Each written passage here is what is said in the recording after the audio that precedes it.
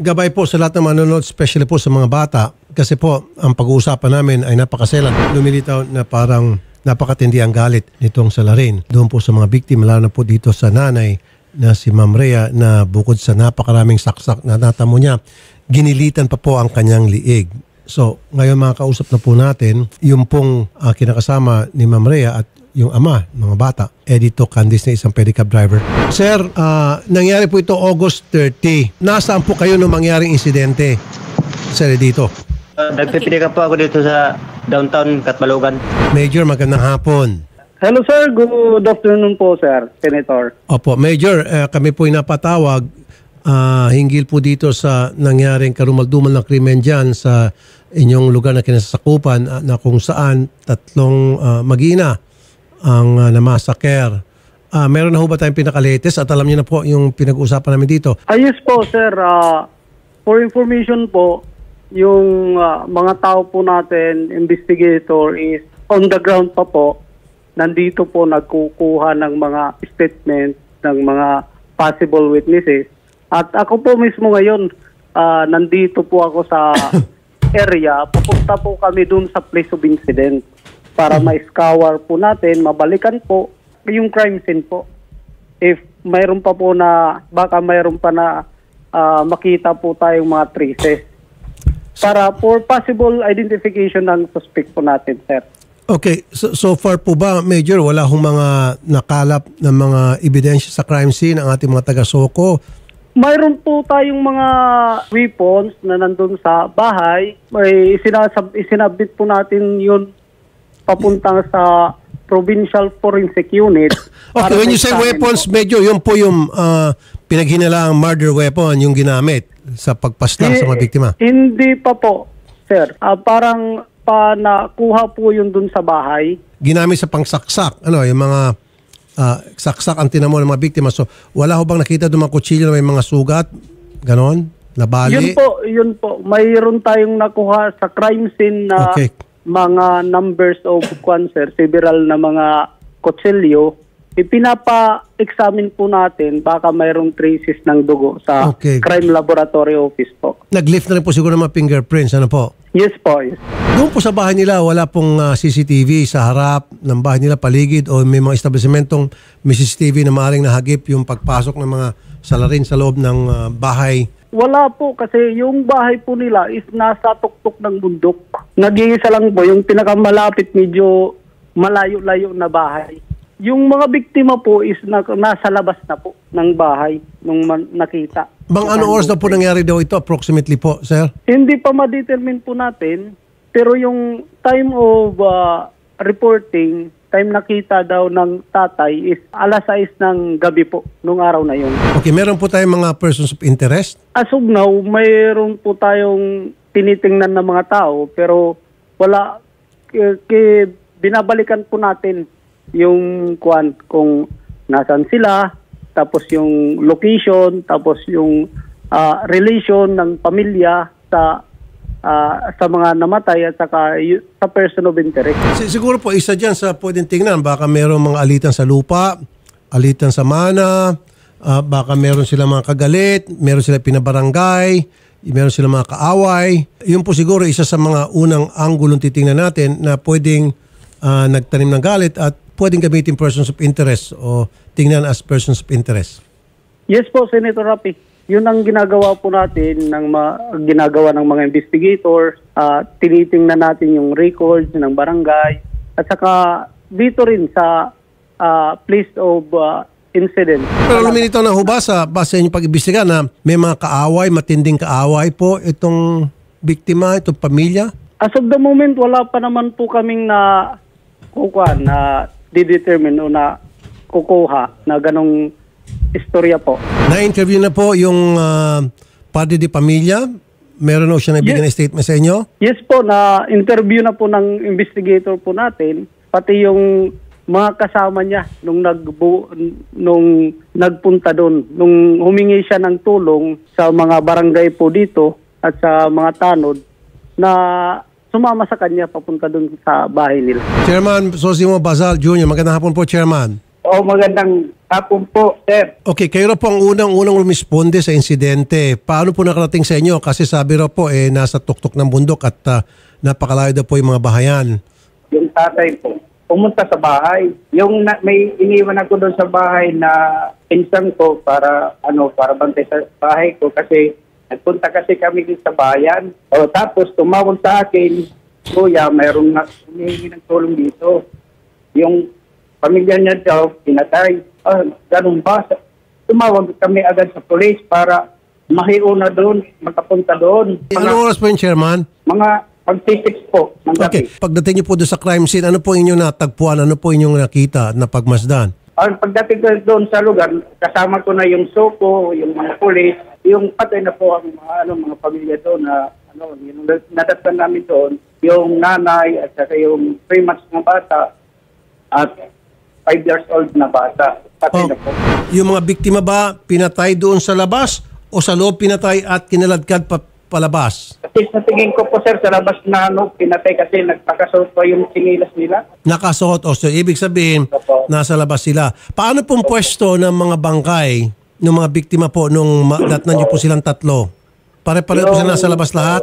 Opo. Yung 5 years old na bata, nakakulog po. Kulog ang tawag sa Tagalog yan.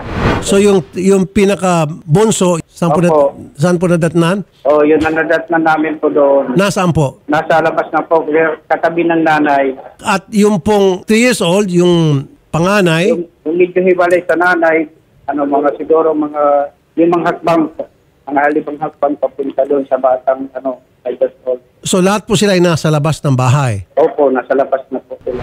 Chairman, wala ba kayong record dyan sa barangay ng mga blatter na kung saan itong mga biktima ay nag-file ng reklamo laban sa kung sino man dyan sa inyong barangay o sila ang pinailan ng reklamo? Wala po, sir. Wala po silang mga reklamo sa barangay. Walang kaaway. Hindi sila nagpunta ng barangay na may kaaway sila. Walang record pa sila sa barangay na tungkol sa away. Wala pa po, sir. Wala ho ba sila sa napapabalitaan yung mga naging kaalitan sa lupa, agawan sa lupa, mana, kung ano pa man problema na babalita dyan? Na meron Wala, itong sir. mga pamilya? O kanyang wala, mga sir. kapamilya na kanyang pong nakaalitan? Wala. Wala pa po. Pero dati po, nung 2021. 2021? Okay. Opo. Okay. Yung nangyari po dyan. Ano po yung nangyari? Yung isa kasama niya, pinatay 3 araw bago nahanap. Okay, meron kasamaan si Edito na pinatay Opo. noong 2021. Sino po yung kasama ni Edito Candes na pinatay noong 2021? Yung tatay ngayon na pinatay. Yung tatay ng pinatay. So, ibig sabihin, tatay ni Rhea. Opo. Anong pangalan po ng tatay ni Rhea? Alias Calvo lang, sir, ang naano ko ngayon. Ang motibo, sir, hindi sila nag-ano sa barangay dati. Parang pinabayaan nila yung Okay, sir, dito, anong pangalan po ng tatay ni Rhea? Rodolfo. Pinatay daw po siya noong 2021. Yes po, sir. Okay, at sino pong pumatay? Di po namin alam, sir. At ano pong dahilan? Sir, yung mga magnanakaw po sa niyog ng binabantayan po niya. Okay. So, itong kanyugan na ito, sino pong nagmamayari? Arnold Daklag po, sir. Hanggang ngayon po ba si Rhea at si Edito at ang kanyang pamilya ang nagbabantay pa rin ng kanyugan na pag-aari ni Arnold Daklag? Opo, sir. Major, nakausap nyo na po. Ito pong si Arnold Daklag. Yes po, nakausap na po yung mayari ng lupa ng mga investigator po namin. Yung si tatay po is kompuyan din ni Mr. Daklag, bali driver ng pedicab po. Yun ang mayari po ng mga bicycle for hire. Mayari din ng lupa na tinitirhan nila. Yung pong minamana yung pedicab ni Edito, pagmamayari din ho ba ni Mr. Daklag? Opo sir. So ibig sabihin, amo ni Edito itong si Arnold. Yes po, opo. Meron po bang napapabalita na merong naging alitan sa pagitan ni Arnold at saka ni Edito? Base po sa inyong investigasyon? Wala kaming na kukuha na impormasyon na may alitan. Yung tatay po ng ng biktimang si Rhea, ba't unsolved po yun? Disim pa rin po yung situation, yung tatay, nung mangyari po yun, yung tatay is naagnas na po nung makita. Saan po nakita yung tatay? Dito po sa malapit din po sa kuwan ng pinangyarihan. Sa labas din po ng bahay. Opo. Ano Yes, po sir. ginamit na murder weapon? Sa tatay po, hindi na po ma-determine yung kuwan, ginamit na murder weapon kasi naagnas na po nung makita. Sa bahay nito mga biktima ngayon o may sarili siyang bahay at doon siya pinatay sa labas ng bahay niya? Hindi po, sir. The simplest po. Kasi yun po ang unang nagbabantay ng kuwan ng accordingly dun sa pag-imbestiga. Yung tatay is yung unang nagbabantay dito ng nyugan ng Okay. farm. Nung namatay, siya naman po yung parang pumalit. Pareho po naging MO. Ibig sabihin, yung style ng pagpaslang sa labas ng bahay, hindi sa loob. Opo, opo. Na pwede namang gawin sa loob ng bahay kung tutusin na mas preferred ka ng mga kriminal na patayin ang kanilang mga biktima sa loob ng bahay para walang makakita minus doon sa mga possible witnesses. But they did that outside the house. Tama? So, ang MO halos magkaparehas. possibility po. May pasabilidad po. Diyan po sa pagkakalam nyo diyan sa inyong lugar, wala ho bang kaparehong na pagpaslang sa sino man mga biktima na kung saan nangyari yung pamamaslang sa labas ng bahay, malapit lang sa harap mismo ng bahay? Wala po, maliban po dito sa kuwan. So that's the first time. Opo.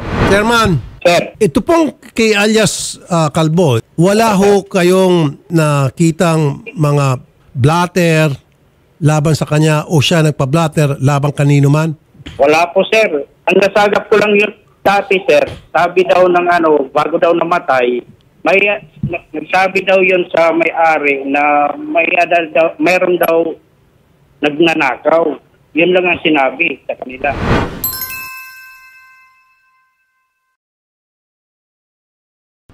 Major? Yes po, sir. Yes. Wala ho bang napablatter ng mga nagnakaw, ng mga niyog, kung ano pa man, mga bagay-bagay sa property na binabantayan nitong pamilya ng biktima? Iniimbestigahan po namin. Nagre-record check po din kami na kung mayroon. Opo, kaya nga po ito, sir, kung makakatulong man po itong mga pagtatanong ko, kahit papaano siguro, para mabigyan kayo ng guide at direksyon kung paano niyo po atakihin yung pag-iimbestiga at pag-unearth of possible angles na makakatulong sa pag-iimbestiga. Ano po? So, kunti na lamang po, Major. So, wala ho bang nawawala sa loob ng bahay ng mga biktima? Inimbestigahan po natin nung pinasok ng mga investigator natin, wala naman po nawawala or traces na pinagnakawan po sila. Sir Edito, Yes po, sir. kayo po ang mas nakakaalam sa takbo ng pamumuhay ng inyo pong mag-iina. Kasama na po yung inyong father-in-law, yung tatay ni Rhea. Ano po sa tingin nyo ang possible na dahilan bakit po nangyari ito sa inyo pong mag-iina at sa inyo pong father-in-law? Para sa ko po, sir, yung pumatay kay Rodolfo Rio, parang siya rin po ang pumatay sa pamilya ko. Siya rin. Kasi parang pareho ang sitwasyon. Pareho yung style ng pagpaslang. Opo, sir. Wala ho kayong pinagdududahan, pwedeng person of interest na pwedeng kausapin ng mga pulis. Meron na po, sir. Naibigay niyo na po sa mga pulis yun. Sinabi ko na po kayo mismo kay Chief. Ilan pangalan po yan? 2 po. Okay, without mentioning the name muna, ano po? Bakit po sila ang person of interest, sir? Opo, sir, kasi may witness pa ako. Sinabihan ako kanina na yung may-ari ng lupa, gusto pa niyang bawiin yung lupa na binabantayan namin. Oh. At nagbanta pa ito na may ang Tagalog yun. Okay. Basta nagbanta pa yung may-ari ng lupa, pero may magsasabi yan yung witness na kasama ko kanina. So, meron pa palang mas original na may-ari ng lupa. Ang nagbibinta to sa kanila yung si Rolando Basal po, sir. Okay, sino si Rolando po? Yung unang may-ari ng lupa. Na ibinenta niya yung lupa niya kay Arnold. Opo, sir.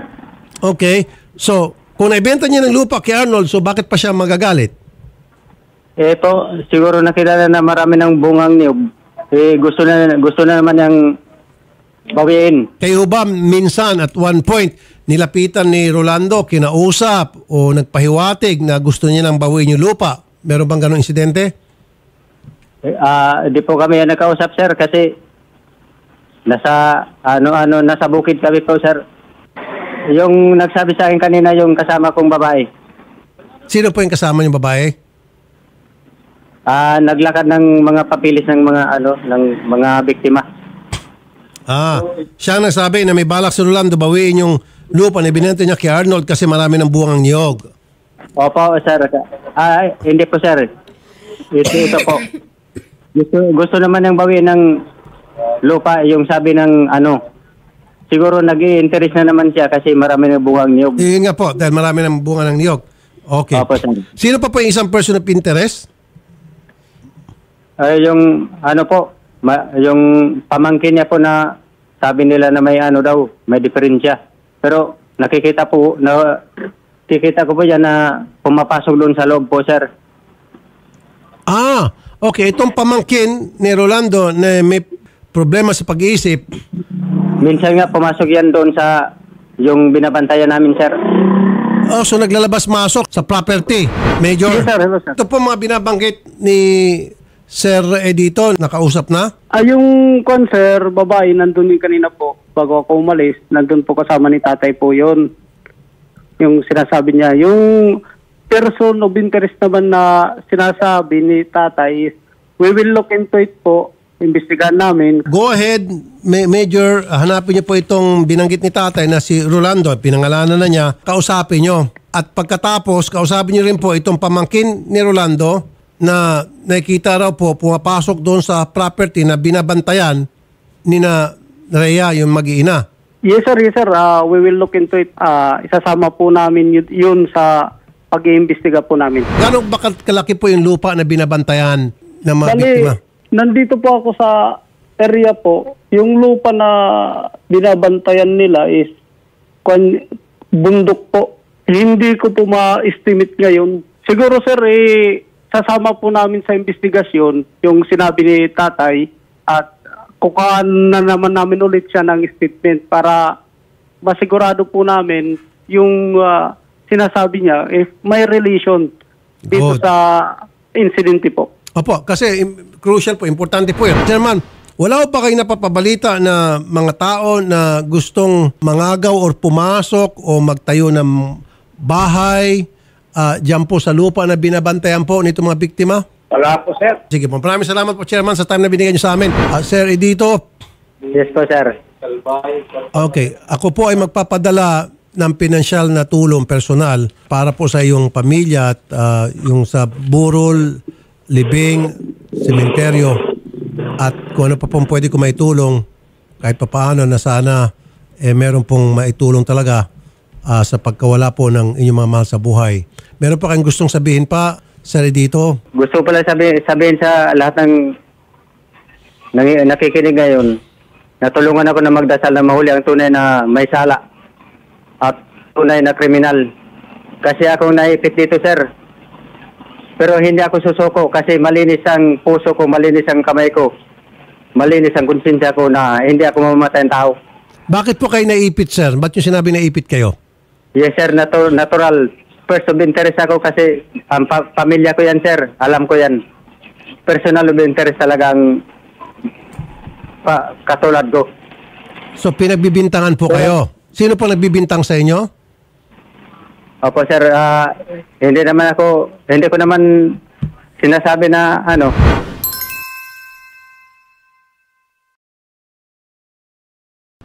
Meron na bang nakipag-usap sa inyo na nagsasabing kayo ay person of interest? Meron bang nagbibintang? Yung sinabi sa akin sa barak, sir, na parang ako daw ang gumawa nito, sir. Sino po nagsabi nung nasa barracks? Hindi ko po natanda ng plate yung pangalan niya, sir. Kasi parang nalilito na ako na problema pa ko sa pamilya ko tapos yung bistigar nila sa akin. Okay. Parang Alam niyo po, Sir Edito, para naman matanggal ka na sa lista ng person of interest, ito po ay voluntary. Yes po, sir. Willing ho ba kayo? Kami pong pupunta dyan. Kami mag-facilitate. Kayo po lie detector test. Yes, sir. Okay po sa inyo? Okay po, sir. Sige po, we'll do that po. Kami facilitate yan. And then yung resulta po ng lie detector test, submit po namin sa kapulisan. Nang sa gayon, makakatulong siguro yan na maalis po kayo sa listahan ng person of interest. Although, Okay, sir. that will not stop the police authority, the police and other authorities to continue investigation sa possible na ikaw ay may kinalaman sa krimen. That will not diminish the actions of the authorities to continue the investigation if they have reason to do so na para ikaw ay kasama sa person of interest nila. However, makatulong po yan na magbibigay din direksyon at guide sa mga pulis natin yung resulta ng lie detector. Okay sa inyo? Opo, sir. Very good. Ma'am Neri, ano pong gusto niyo mensahe? Sir, pwede umalis muna ako, sir, kasi papunta ako barak ngayon, sir. Sige po. Okay, sir. Salamat, sir. Cooperative naman kayo sa lahat ng mga tinatanong ng pulis. Opo, sir. Okay, sige po, sige po. Ma'am, Opo, sir. una sa lahat po, Nay, kami po ay taus-puso nakikiramay. At kami po ay lahat ng pwedeng maitulong ibibigay po namin para mabigyang solusyon itong karumal-dumal na pagkamatay ng inyong anak at ng inyong mga apo. Pero kasabay din po dyan, magbibigay kami ng financial assistance. Opo, sir. Ito po ang sasabihin ko po ng anak ko. Matulungan po kami ng hustisya ng mga anak ko na biktima. Kasi po, masakit po sa damdamin ko at puso. Yung dinatnan ng biktima ng mga anak ko kasi kahapon lang ho ako na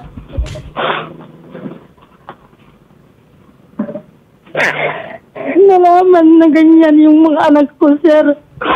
Kaya nga, tulungan mo po ako ng hustisya. Hindi ko po alam kung anong gagawin ko.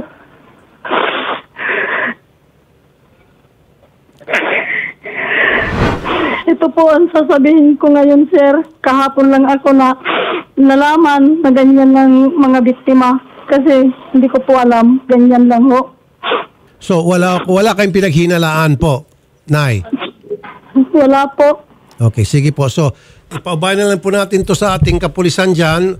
Magaling naman tong si Major. Ginagawa po nila lahat ang pwedeng gawin para matukoy po itong mga salarin kung ilan man sila o kung sino man sila. Okay, Nay? Sir. Rixan, magandang hapon at ang aking pong taus-pusong pakikiramay. Rixan, meron po kayong mensahe? Sir, ang gusto ko lang po, sir, mabigyan po ng, spesya po ng pagkapatid ko, mga anak niya.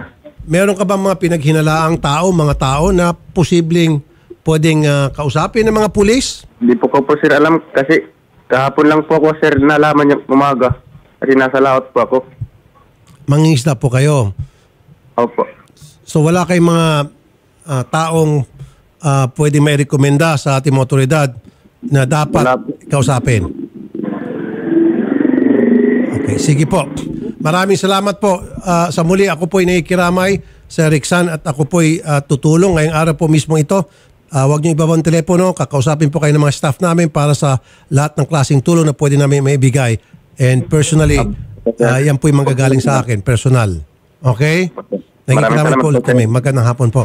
Last word from you, Chairman. Meron kayong gustong sabihin? Opo, mayroon po. Ang masasabi ko lang po dito, sana matagpuan yung gumawa sa krimen po.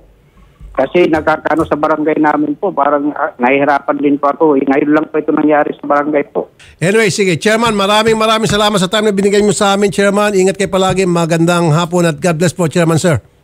Maraming po salamat po, sir. Opo, Chairman. Mabuhay po tayo, mabuhay po. May nagtanong kasi na netizen kung nasan po si Sir Edito that time nung nangyari pong Namamasada insidente. raw siya. Namamasada po. And na-confirm din naman po natin sa amo na namamasada po talaga Yes. nung mga oras po na Yes. yan. Okay. Okay. Major off-air, yung pong mga kamag-anak ni Rhea o Reo, nagsalita po sa mga staff na ang kanila pong pinaghinalaan ay itong si Edito. Particular na po itong si Rixan, yung lalaki na kapatid ng biktima, na sinabi niya diretso sa mga staff namin, pinaghinalaan niya si Edito dahil ito po yung huling nakasama raw ng kanyang kapatid at ng pamangkin. At sinasabi din niya na hindi raw magkakasundo yung pamilya niya at itong si Edito. So ibig sabihin, they're not in good terms. Itong si Edito at yung family ni Neri. So that's one angle that you have to investigate now. And then yung mga tao, may mga netizen nagsabi, nga, napansin ko nga, hindi umiyak kanina si Edito. Kasi usually, pag ganun yung nangyari, na ang unang reaksyon mo ay maghahagulgul ka sa iya at malungkot ka, etc. In the case of Edito, hindi siya masyadong emotional. Pero sabi ng mga staff, kanina bago natin ma-on air, panay daw ang inak niya para maging fair tayo rito. And then also, Major, na pag-alaman namin na yung 3 years old na anak ni Rhea ay hindi niya anak po kay Edito. Yung 5 months old po, yun yung pong anak nila ni Edito. Yes po sir. Tama po yun sir. Kasama po yun yung sinasabi niyo po at sinasabi din ng kapatid ni Rhea, kasama na po yan sa tinitingnan po namin. Opo, yan po siguro ilagay din po sa person of interest na pwede nyo po maimbestigahan na po. Yung dating Yes po. kinakasama ni Rhea. And then, base lang po sa sinabing kanina sa mga staff itong si Rixan, hindi raw po in good terms sila doon kay Edito. So yan po, on air ay po magsalita nitong mga kapatid, kamag-anak ni Rhea. Pero siguro sa inyo pong investigasyon, baka meron po kayo makuha ng mga importanteng impormasyon. Yes sir, kasama po yan sir sa iniimbestigahan po namin. Ma-picture out po namin kung ano bang kuwan ng pamilya, ang status bago na nangyari yung insidente po. Pinsan ko po yung nanay ng biktima. Pamangkin niyo po si Rhea. Yung nanay niya, pinsan ko, first cousin. First cousin niyo po. Okay, kayo po, Sir Ner, pinagdududahan niyo ra po si Edito? Yung para sa akin, sir, kung talaga, siyempre, para sa akin, malayo kasi sila sa akin. Kung para sa akin ba, siyempre, mag-asawa sila. Aywan ko rin sa kanya kung kayang gawin niya yun sa asawa niya. Pero parang sa akin naman, mayroong konting pagduda. Bakit po niyo nasabi, sir? Bakit yung pinagdududahan po si Edito? Siyempre, nasa malayo silang lugar. Yun ang po ang dahilan, dahil malayo po sa kanila. Pero sa critical area kasi sila, malayo sa bayan. So yun po yung pinagbabasehan niyo ninyong pagdududa dahil malayo sila sa bayan. Gaano pa kalayo mula po doon sa bahay ng mga biktima hanggang sa bayan na kung saan doon nagtatrabaho si Edito na bilang isang pedicab driver? 23 kilometers siguro or mga 17. So, 17 kilometers bago sa bayan. Ibig sabihin po si Edito araw-araw po lumuluwas for 17 kilometers every day? Araw-araw yan. Pumunta daw sa bayan, nagpapadyak. Pero mula po sa bundok, umuwi ba siya araw-araw sa bahay nila? Oo, araw-araw daw umuwi. So araw-araw, 17 kilometers binibiyahe niya para makarating sa bayan para magpadyak. Ano pong sinasakyan niya mula sa bahay nila? Marami naman doon sa motor, yung 6-seater na motor. Siya, sumasakay ng habal-habal. Para pagdating doon sa bayan, doon siya nagpapadyak. Then kinagabihan, uwi din siya. Oo, mga 6 o'clock na hapon. Ayan, alis siya ng umagang maaga and then balik 6 o'clock. Parang yan na yata sir. Yun po yung dahilan ng inyong pagdududa dahil yung malayong lugar at walang liblib. Wala nang ilaw doon sa kanila eh. Ang hirap doon na yung tinitirahan nila. Layo. Okay. Anyway, yan po isang anggulo na titingnan po ng pulis. Lalo pat nagsalita na kayo ng ganon. So mas lalo meron dahilan ang mga pulis, autoridad para talagang kausapin ng maayos, mabuti. Ito pong si Edito. Although siya po ay willing na magpa-lie detector test sa amin. Ano po yung reaksyon niyo doon? Nung tanungin ko po siya, voluntary, willing daw po siyang isumiti ang kanyang sarili para sa isang lie detector test. Hindi ako hindi ko masasagot yan kasi. Hindi ako makadecide kasi sir yan kung talaga na mayroon siya talagang kinalaman. Yung talaga namin yung lumabas talaga yung katotohanan, isip pa sa kanya. Sige po. Maraming salamat po sa time na binigyan niyo sa amin. Sige. Salamat po ulit, Major. Ayan po, Major, may bago kami information na binigay sa inyo base po sa aming pakipag-usap ng mga staff sa pamilya po ng biktima. Salamat po, Major. Yes sir, thank you sir sa additional information sir. Puntahan na lang po namin sila para makunan din po ng statement. Opo. Para official yung yung statement po. Sige po. Maraming salamat po, Major. Thank you very much sir. More power sir. Ako po ay maglalagak ng reward money sa sino man makakapagbigay ng impormasyon na para maitukoy hanggang sa makasuhan ang salarin o mga salarin. Kailangan po yung salarin na makakasuhan, hindi fall guy. Kompleto, Ricardo, ika nga, dapat marami mga ebidensya na talagang may tuturo na yung nahuli at nasampahan ng kaso ayun talagang salarin. 500,000 pesos po ang aking ibibigay na pabuya at gusto ko isama dito si Ralph. Ralph, Hello po, opo. Good afternoon po. doon sa 500,000 hati tayo kasi recently nagbigay lang ako ng 500. Okay. Which Opo, I'm opo. very happy na because of the 500 maaari nakatulong yon. So Ralph, hati tayo, take to 250 tayo. Opo, Doon sa Papa, reward. maasahan niyo po. Alam mo naman tong kasong to, di ba? Kasi may mga involved ng mga bata doon, kawawa, 2 bata. Opo. 3 Opo, years old opo. at 5 months old.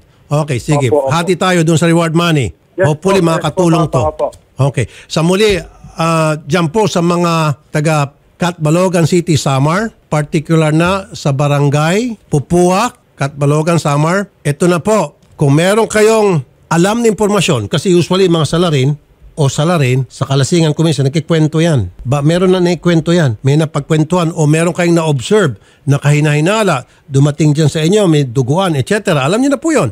500,000 po, magbigay kayo ng mga impormasyon, yung impormasyon na magkiklik, ibig sabihin talagang magtuturo na para ma-aresto at makasuhan yung salarin o mga salarin. Then 500,000 pesos po cash, 250 po galing kay Ralph at 250 po galing sa akin. Salamat Ralph! Opo, thank you po, Papa. Thank you po. Huwag niyo po ibababa ang telepono, Nanay Neri, at of course kay Edito, sa lahat ng kamag-anak. Parating na po, huwag niyo ba ang telepono, kausapin kayo ni Odette para sa aking mga ipapadala pong personal na tulong. Okay? Salamat po. Magandang hapon. Ngayon, at least makakatulong na kayo, makakasolve kayo ng case, meron pa kayong 500,000. Cash po yan. Yung sa NBI, naka-ready na. 500,000 dahil NBI naman talaga nag-build ng case. In this case, mas maganda kung meron yung magtitip. At dahil sa kanilang mga tip, gumamang follow-up operation mga pulis, nahuli, doon mapupunta yung 500,000. Okay? Doon sa tip step.